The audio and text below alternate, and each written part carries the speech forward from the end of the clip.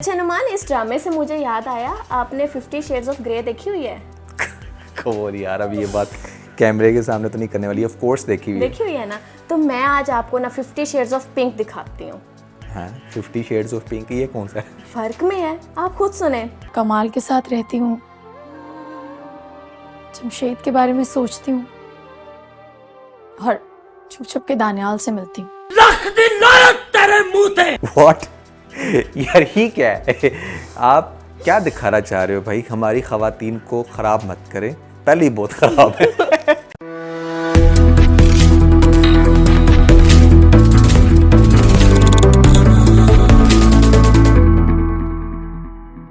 Hello guys, welcome to another DD episode 10। और मेरे ख्याल से I totally understand, it's been a while कि हम दोनों गायब थे और मैं साथ साथ बताता रहा हूँ अपनी ऑडियंस को कि क्या कारण थे जिसकी वजह से हम डीडी एपिसोड नहीं बना पा रहे थे। But finally we are here. और अरीज, आज किस डीडी एपिसोड में हम कौन से ड्रामास को डिस्कस करने वाले हैं? अच्छा, तो आज की डीडी एपिसोड में ना नुमान, एक और चीज़ बहुत इंटरेस्टिंग हमने ऐड की है। ओके। लेकिन मेरे ख्याल से वो मैं अभी नहीं बताती, सबसे पहले हम ड्रामों के नाम बता देते हैं कि आज हम लोग किस किस ड्रामे पे डिस्कस करेंगे। ठीक है। उसके बाद फिर मैं आप लोगों को बताऊंगी कि हमने अपने डीडी एपिसोड 10 में क्या चीज़ ऐड की है। दैट्स ग्रेट, तो सरप्राइज। छोटा सा फर्स्ट ड्रामा हमारे पास समझौता है, सेकंड नंबर पे हमारे पास आ जाता है गिरफ्त, थर्ड पे फर्क, फिर हमारे पास आ जाता है तेरे बिना मैं नहीं, काला डोरिया, मुकद्दर का सितारा। और मुकद्दर का सितारा। मुकद्दर का सितारा तो अब डूबने वाला है। बिल्कुल, अब तो डूबने वाला है, वो खत्म होने वाले। और आज के इस डीडी एपिसोड स्पेशल में वो गोना टेल यू गाइस के मुकद्दर के सितारे की लास्ट एपिसोड में क्या होने वाला है। जैसे हम प्रेडिक्शंस देते हैं तो उसकी भी काफ़ी इंटरेस्टिंग प्रेडिक्शन होगी। सो स्टार्टिंग फ्रॉम कहाँ से हम स्टार्ट लें इस एपिसोड का? जी, पहले वो तो बता दूं कि हमने एक और इंटरेस्टिंग चीज़ कौन सी ऐड की है। हाँ, वैसे बताओ तो सही, वो जो इंटरेस्टिंग चीज़ है वो क्या है? अच्छा, वो जो इंटरेस्टिंग चीज़ है वो हम लोगों ने ये ऐड किया है कि हम लोग अब से अपने डीडी एपिसोड में ड्रामा ऑफ द वीक भी बताएंगे और कैरेक्टर ऑफ द वीक भी बताएंगे कि अच्छा, दैट्स ग्रेट। यानी कि हर डीडी एपिसोड में हम आप लोगों को बताया करेंगे कि इस पूरे वीक में सबसे बेस्ट ड्रामा कौन सा गया है। बिल्कुल। और उन ड्रामों में सबसे अच्छा कैरेक्टर कौन सा था। बिल्कुल, ताकि व्यूअर्स को भी पता लगे कि हम खाली मिस्टेक्स नहीं देख रहे होते, हमें ड्रामे भी देख रहे होते कि कौन सा ड्रामा लोगों को अप्रिशिएट भी करते हैं। बिल्कुल ऐसा ही है। ठीक है, सो किससे स्टार्ट करना है अजीज आज? मेरे ख्याल से जहाँ पे बहुत अच्छे से ड्रामे की बात हो रही है, हमने टाइटल देना है, वहीं पे एक फजूल तरीन ड्रामे को भी हम लोग डिस्कस कर लेते हैं। अच्छा, कौन सा? जो मेरे ख्याल से वो अब से नहीं, सिर्फ इस डीडी एपिसोड में नहीं, हमने जब से डीडी एपिसोड में उसको ऐड किया वो तब से फजूल जा रहा है, जिसका नाम गिरफ्त है। गिरफ्त? हाँ, गिरफ्त क्यों तुम्हें फजूल लग रहा है? बहुत ही घटिया स्टोरी लाइन है उसकी, बिल्कुल समझ से बाहर, टॉक्सिक ड्रामा है बहुत ज्यादा। अच्छा। क्या वो मतलब अब बर्दाश्त से बाहर हो गई है हमारी रूही? बहुत ज्यादा। रूही क्या, मुराद भी है, निशा मेरे ख्याल भी। से काफी अनरियलिस्टिक हरकतें कर रहे हैं। ऐसा रियलिटी ग्राउंड में पॉसिबल नहीं है कि कोई काम वाली इस तरह से ट्रोल कर सके दो सेंसिबल हस्बैंड वाइफ को, जहां पर वो बड़े पढ़े लिखे हैं, इतनी अच्छी मतलब लाइक उनकी फैमिली है, उनके दरमियान इतनी स्ट्रॉन्ग बाउंडिंग है। तो it's very difficult for any काम वाली कि वो इस तरह से ब्रेक पैदा कर सके। गाइस, वैसे आप लोग बताएं कि ऐसा पॉसिबल है? लेकिन मेरे ख्याल से जितनी रूही प्यारी है ना, शायद कर सकती। खाली उसने ब्रेक पैदा नहीं किया, वो तो खिलाई मखलूक ले आई है। अच्छा। मतलब कि उसने एक बेबी ले आई है, उसको ये नहीं पता, इन्होंने ये नहीं दिखाया कि उसका बाप कौन है उस बेबी का।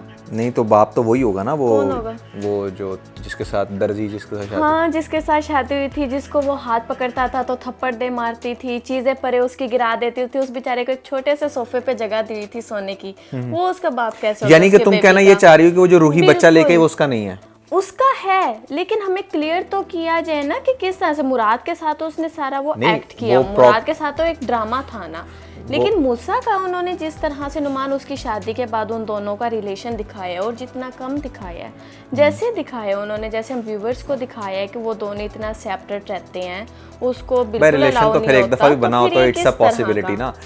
Even if they have relation for a one night, of course it's a possibility, we तो कैन नॉट कुछ ना डिनाई द कुछ तो फैक्ट। सीन दिखाना चाहिए था ना इस नहीं, अब और क्या दिखाएं?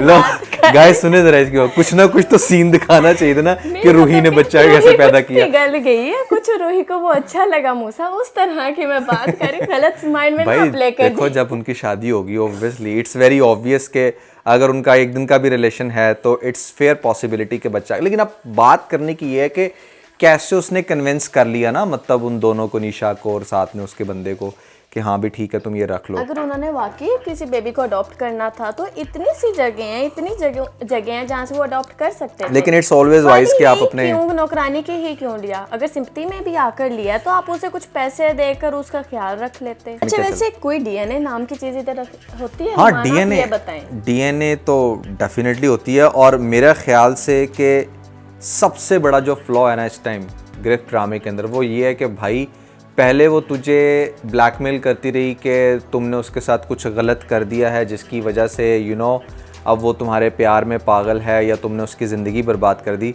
Now you have a baby और इट्स वेरी इजी कि जहाँ पर आप सबसे पहले ये क्लियर करना चाहोगे कि वो जितने भी एलिगेशंस लगा रही थी वो सही भी थे या नहीं, ठीक है। उस कंडीशन में आई थिंक कि मुराद को सीधा जाना चाहिए और जाकर सबसे पहले टेस्ट करवाना चाहिए। बिल्कुल करवाना चाहिए, बल्कि अब उसको सोचते हुए दिखा रहे हैं कि वो कह रहे हैं कि नहीं कहीं ना कहीं शायद मैं बहुत ही ज़्यादा गहरी नींद में हूँ तो मेरे से ये गलती हो गई हो, इस तरह का कुछ हो गया हो। तो ये तो बिल्कुल ही सारे फजूल सीन दिखा रहे हैं। सो अब इस इंसान ने डीएनए नहीं करवाया, ये नहीं पता कि बच्चा कहाँ से आ गया, बहुत ही लॉजिकल ड्रामा चल रहा है। और अब ना स्टार्ट में तो फिर थोड़ा सा रूही की जो हरकतें थी ना वो आपको गुस्सा भी चढ़ा रही थी, साथ में इंटरेस्ट भी डेवलप करवा रही थी कि हाँ यार this is going to be something के जो आपको देखने का मज़ा आएगा। But it's more like a toxic drama now. Irritate होता है बंदा। बहुत सारे जब ऐसे सीन आप दिखाओगे जिनका रियलिटी से दूर दूर तक कोई ताल्लुक नहीं, इवन के ड्रामास के अंदर भी आप उनको अज्यूम नहीं कर सकते, तो डेफिनेटली वो आपके लिए बोरिंग होगा। बिल्कुल। सो दैट्स व्हाई रीज ने कहा कि boring drama of the week, फजूल ड्रामा ऑफ द वीक, इसको जो मर्जी आप लोग टाइटल दो। मेरी तरफ से तो ये था, अगर आप लोगों को इसमें कुछ भी इंटरेस्टिंग लग रहा है या आप लोगों को पसंद आ रहा है तो मुझे फिर लाजमी वो पॉइंट बताना कि अगर किसी पॉइंट की वजह से मेरे से वो पॉइंट मिस हो गया तो मैं उसको फिर देखूं और फिर समझूं कि आप लोगों को क्यों वो इतना इंटरेस्टिंग लग रहा है। अच्छा उसके बाद काला डोरिया नुमान हमारे पास। काला डोरिया की क्या अच्छी कॉमेडी है। लोग बहुत ज़्यादा तारीफ कर रहे थे लेकिन मुझे स्टिल वो अभी तक पसंद नहीं आता। मुझे समझ नहीं आती उसकी स्टोरी लाइन क्या है। वो फनी ड्रामा है, वो लव स्टोरी है, वो कोई थ्रिलिंग स्टोरी है, वो किस तरह की स्टोरी है? मैं आपको बताऊं, लोग ये जो आपको इतने कमेंट्स में कह रहे होते हैं ना कि मैम इस पे रिव्यू करें, ये बहुत अच्छा ड्रामा है, दिस एंड दैट, ज़्यादातर आई बिलीव कि वो 14-15 साल की उम्र के बच्चे हैं, ठीक है। और उस एज के बच्चों को ना लाइक बहुत इजी गोइंग स्टोरीज़ पसंद होती हैं, बहुत लाइट लाफ्टर पसंद होता है। थोड़े से जो बच्चे ग्रो कर जाते हैं, अडल्ट जिनको मैं कहूँगा, वो नहीं चाहते कि मतलब बहुत ही इलॉजिकल से आपको दिखाया जाए यहाँ पर जोक्स जिसकी कोई सेंस ही नहीं बन रही। सो that could be another reason कि जिसकी वजह से तुम्हें पसंद नहीं आ रहा। मुझे भी वो ड्रामा बिल्कुल भी अच्छा नहीं लगा जितना मैंने चलते फिरते देखा है। मतलब देखो, कॉमेडी ड्रामे की सबसे ख़ास बात ये होती है कि वो आपको ग्रैब करता है, आपकी टेंशन को ग्रैब करता है। अगर आपको एक भी लाफ्टर देगे, आप चलते फिरते वहीं पे खड़े हो जाओगे, आप देखोगे अच्छा यार इसके बाद क्या होता है। लेकिन काला डोरिया में एटलीस्ट मैंने कोई भी ऐसी चीज़ नहीं पाई।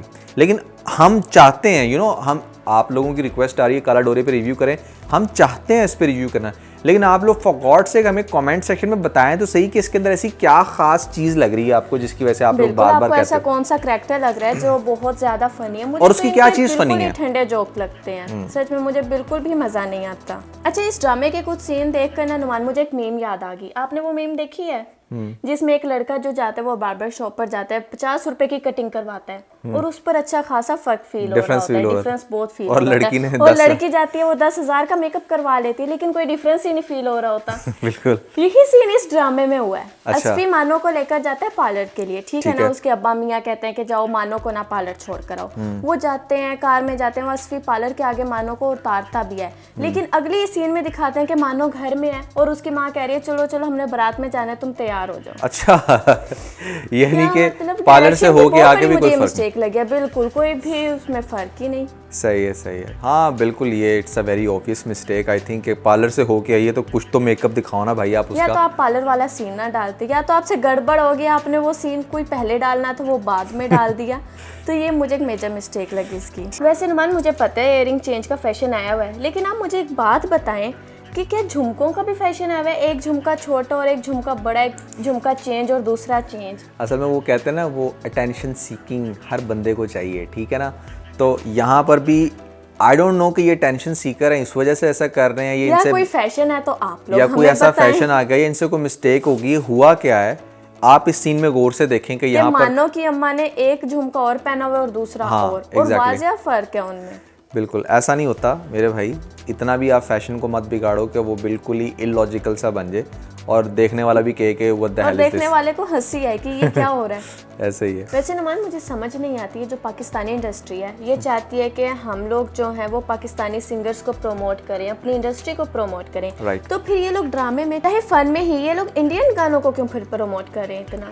अच्छा, इंडियन गाना क्या किया उसने? बिल्कुल, एक शेर बना के उसने गाना सुना दिया जो आजकल बहुत ज्यादा पॉपुलर भी हुआ है। चलो जी, पहले वो शेर सुनाओ। नशा चढ़ा जो शरीफी का उतार फेंका है। ये क्या बात हुई यार, ऐसे क्यों यार? नहीं, आई टोटली अंडरस्टैंड, बड़ा फेमस हुआ है, लेकिन यार इससे ना हमारे बेचारे पाकिस्तानी आर्टिस्ट डिस्करेज होते हैं कि देखो हमारे मेन स्ट्रीम मीडिया पे इंडियन फिल्म्स को प्रमोट किया जा रहा है, तो ऐसा ना करो यार, पहले अपने आर्टिस्ट को थोड़ा सा प्रमोट कर दो। बेचारे यहाँ पर ना, समझ रहे हो ना आप, बड़े बुरे हालात में है, तो अपने आर्टिस्ट को पहले पुश दो, फिर यस हम फिर वर्ल्ड वाइड भी डिस्कस करेंगे। और हम कभी भी ये बात ना कर रहे होते अगर वो प्लेटफॉर्म भी हमें चांस दे रहा होता कहीं ना कहीं। जब वो हमें चांस नहीं दे रहा तो at least focus on your industry. तो गाइस, थर्ड ड्रामा हमारे पास है फर्क। अच्छा नुमान, इस ड्रामे से मुझे याद आया, आपने 50 शेड्स ऑफ ग्रे देखी हुई है?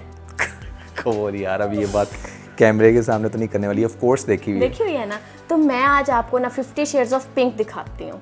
हाँ, 50 शेड्स ऑफ पिंक, ये कौन सा है? फर्क में है, आप खुद सुने। कमाल के साथ रहती हूँ, जमशेद के बारे में सोचती हूँ और छुप छुप के दानियाल से मिलती हूँ। What? यार ही क्या है? आप क्या दिखाना चाह रहे हो भाई? हमारी खवातीन को खराब मत करें, पहले ही बहुत खराब है, मजीद खराब ना करें। अच्छा, फलां के बारे में सोचती हूँ, फलां के साथ रहती हूँ और उससे छुप छुप कर मिलती हूँ। इतना लूज कैरेक्टर इरसा वैसे तुम्हारा। यार इरसा का ना लिटरली जितना स्टार्ट में दिखाया गया था ना, एक बड़ी सेंसिबल सीधी सादी सी लड़की, उतना ही ना इसको वो कहते हैं ना कि इनफेमस कर दिया गया है। तो I think she shouldn't be infamous, ठीक है? उसको आप ना उसकी लिमिट्स में ही रखें। बहुत ही पैथेटिक लग रही है इस तरह की स्टूपिड बातें करते हुए और हरकतें करते हुए, और अभी भी उसके अपने बॉस के पीछे पागल है। बिल्कुल, इस बॉस के पीछे वो पागल है, वो खुद कंगाल है। अच्छा, तीन लड़कियों को नहीं तो वो उसने- कंपनी कैसे चला रहा है? तीन लड़कियों को फंसाया हुआ है, जिसकी कंपनी है, वो उससे पैसे मांगता है। अच्छा, उससे कहता यानी है कि एक कंपनी लड़की उसकी से- नहीं है? नहीं है, उस लड़की से कहता है मुझे 1 लाख रुपया तुम दे दो, मैंने रेंट पे करना है अपने घर का। 10 यार। और इरसा से भी सिर्फ वो पैसों के लिए ही है, और उसके बाद जो यहाँ पर है सो बेसिकली उसकी प्लानिंग यही है कि इरसा को वो ट्रैप में ला के, और फिर वो अच्छा वो जितनी भी लड़कियां फंसा रहा है वो सिर्फ इसीलिए कि उनसे पैसे इसीलिए बटोरे। सिर्फ उनसे पैसे ले। अब इरसा को भी वो इसलिए ट्रैप कर रहा है कि इरसा एक अमीर हस्बैंड की वाइफ है, तो उससे वो पैसे ले और फिर अपना करे। और यहाँ तक भी इसको लगेगा कि वो डाइवोर्स भी ले लेगी इरसा, अपने नाम जायदाद वगैरह करवा कर, जहाँ तक मुझे लगता है। अच्छा, वो साथ साथ आइजल को भी ट्रैप कर रहा है। आइजल के भी पीछे लगा हुआ, उसे नहीं भाई, लव नोट नहीं। सेंड कर रहा है, ये गिफ्ट सेंड कर रहा है। यहाँ पर पता है कैसे 50 शेड्स ऑफ ग्रे ने फंसाया 50 शेड्स ऑफ पिंक को। तो ये इस तरह का सीन चल रहा है। अच्छा, तो नेक्स्ट ड्रामा हमारे पास है मुकद्दर का सितारा, जिसके बारे में नुमान आपने हमें ये भी बताना है कि इसका एंड क्या होने वाला है। मैंने क्यों अपनी बता prediction रहा आपने भाई? मैं नहीं देनी है। बताना, ये बताएगी, क्योंकि ड्रामा ये देख रही है। मैं तो उन ड्रामों की एंड बताता हूँ जो मैं देखता हूँ। अच्छा नुमान, एक मिस्टेक मुझे इसमें ये लगी है कि पूरे ड्रामे में इन्होंने दिखाया कि जो सफदर कमाल हैं उनका रेस्टोरेंट का बिजनेस है, ठीक है? वो उसी के बारे में बात करते हैं, हर जगह उसी के बारे में चर्चा है उनका। लेकिन उनके ऑफिस में जैकेट्स क्यों लटकी होती हैं? जैकेट्स हैंग हुई होती हैं। हाँ, ये मैंने भी देखा था भाई। अगर आपका रेस्टोरेंट्स का बिजनेस है तो ऑफ कोर्स आपके ऑफिस में ये जैकेट्स वगैरह नहीं होनी चाहिए। ये तो अगर आपका लाइक फैशन डिज़ाइनिंग से रिलेटेड कोई बिजनेस है, आपका कोई ब्रांड है क्लोथिंग का, तो होना चाहिए। तो या इट्स अ फेयर मिस्टेक। अगर हम लोग मिस्टेक पे हैं तो आप लोग कमेंट्स में बताना कि इसके साथ कैसे कनेक्शन है। अच्छा, तो नुमान आपके हिसाब से इस ड्रामे का एंड क्या होगा? है, इस ड्रामे का एंड तो ऑलरेडी एंड से पहले हो चुका है। नताशा बेचारी मर गई है, क्योंकि अगर नताशा जिंदा होती ना तो कहीं ना कहीं हम ये सोच सकते थे कि शायद नताशा का टांका फिट होगा रज़ी के साथ। अब नताशा मर गई है और दूसरा हमारा जा रहा है जेल मनी लॉन्ड्रिंग के केस में फैज़ान। तो पीछे रह जाते हैं हमारे ऑब्वियसली हादिया तो अब डिवोर्स ले रही है। तो आइडियली जितना तंग किया हुआ था ना हमारे फैज़ान ने, होना भी कुछ ऐसा ही चाहिए कि हमारी हादिया अब डिवोर्स ले और वो जेल में जाए और पीछे से फिर हमारे रज़ी को उसका प्यार मिले। बेचारे ने बड़ी स्ट्रगल की है। और खालिद तंग ने उस पर इतना बड़ा वो इल्जाम लगाता है कि वो कहता है कि ये बेबी जो है वो मेरा नहीं हो सकता, और जितना तुम शाउट गलत किया कर रहे हो, उसने, इतना शाउट किया। लेकिन हादिया ने यहाँ पे अच्छा किया कि उसको एक देकर स्लैप लगाया और वहां से चली गई। मेरे ख्याल से हादिया ने बिल्कुल ठीक किया।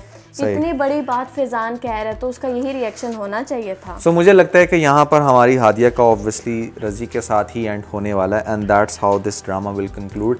लेकिन आप लोगों को क्या लगता है कमेंट सेक्शन में ज़रूर बताइएगा। सो फिफ्थ ड्रामा हमारे पास है तेरे बिना मैं नहीं। ओके, तो नुमान क्या ख्याल है आपका इस ड्रामे के बारे में? मेरे ख्याल बहुत अच्छे हैं। पहले तो मुझे समझ नहीं आती ये कानों पे ठिप्पा पहन के क्यों आ जाती है। क्या नाम है इस लड़की का? नूर। अरे नूर, नूर यार बड़े पैसे आ गए तेरे पास हैं, कानों पे ठिप्पे लगाने शुरू करती हैं तूने।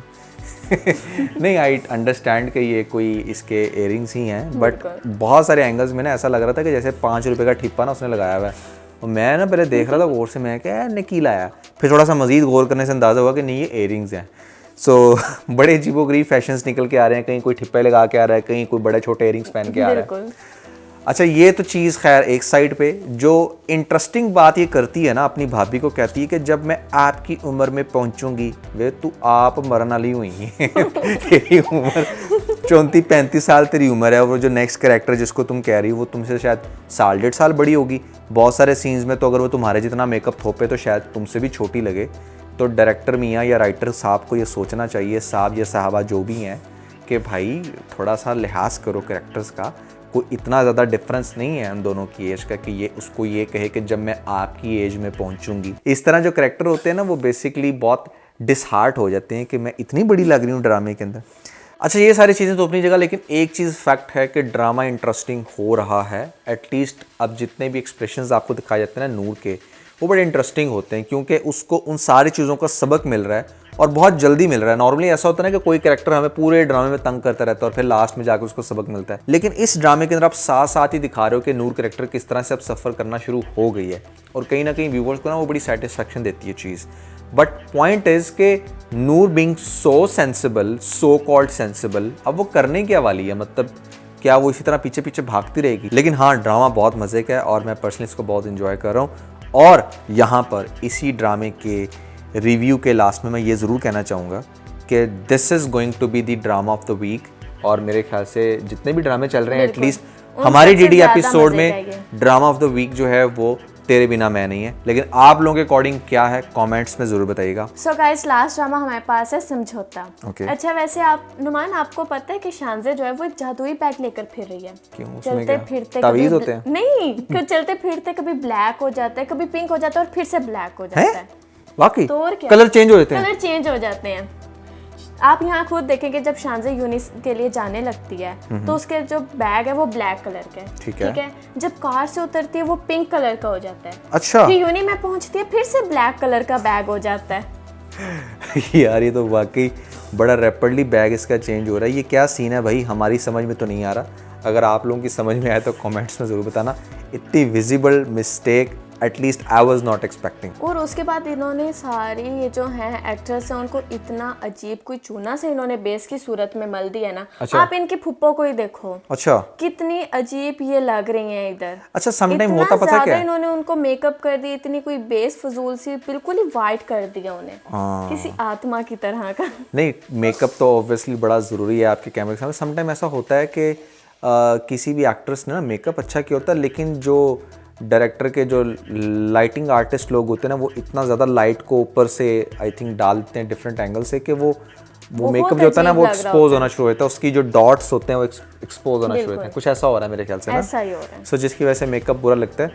तो ये डायरेक्शन की मिस्टेक भी हो सकती है, और मोस्ट केसेस में अगर आप सस्ता मेकअप करो उसकी भी मिस्टेक हो सकती है। और वैसे भी इधर इन्होंने नरगिस को इतना ज़्यादा कोई मासूम दिखा दिया कि वो पूरी फैमिली के आगे खड़ी हुई है और उसने अपनी उस आपा से हाथ जोड़कर माफ़ी मांगी है। अच्छा। यार, एक करैक्टर को इस हद तक तो ना आप डिग्रेड करो कि वो पूरी फैमिली के सामने हाथ जोड़कर माफ़ी मांग रहे हो, जबकि उसकी कोई गलती भी नहीं है। ना करो यार, रीच को बुरा लग रहा है। तो यहाँ पर ये बहुत ही फजूल जा रहा है। पहले तो अंकल को दिखाया कि अंकल ने इतना लंबा कोई रोग बनाया आंटी के जाने का। अच्छा। और उसके बाद अब अंकल खुश अंकल भी प्यार ही हुए। बहुत करते थे आंटी से, ऑब्वियसली रोग तो मनाना था। तो एक हद तक होता, अंकल तो बहुत ही लंबा ले गए थे। तो उसके बाद अब जब अंकल भी ठीक हुए तो अंकल को सपोर्ट तो करना चाहिए था ना नरगिस को यहाँ पर, जबकि अंकल को पता है कि नरगिस ने वैसी कोई बात नहीं की, अंकल के साथ ही वो बात कर रही थी, वो किस सेंस में कर रही थी और उसको किस तरह सबके अच्छा, नरगिस सामने पीछे लाया से गया। क्या मतलब वीक खानदान से है या सही खानदान से है क्या? नहीं, बस वो इस तरह के ना, पहले डाइवोर्स हुई हुई है उसे, वीक खानदान से तो नहीं है वो। अच्छा, होता है बिल्कुल डेफिनेटली, जब खास तौर पे एक लड़की जिसको पहले, सॉरी लड़की तो नहीं, आंटी है वो, बिल्कुल आंटी है, जिसको पहले डिवोर्स हुई हो, तो एटलीस्ट वो ये चाहेगी कि उसका अगला घर जो है ना बचा रहे बाय हुक एंड क्रूक, और उसके लिए वो कुछ भी बर्दाश्त करती चली जाती है। So that could be the reason कि जिसकी वजह से अरीज वो इतना सब कुछ बर्दाश्त करी। कोई भी नहीं करना चाहता, लेकिन आपको वक्त और हालात जो है ना वो बर्दाश्त करने पे मजबूर कर देते हैं।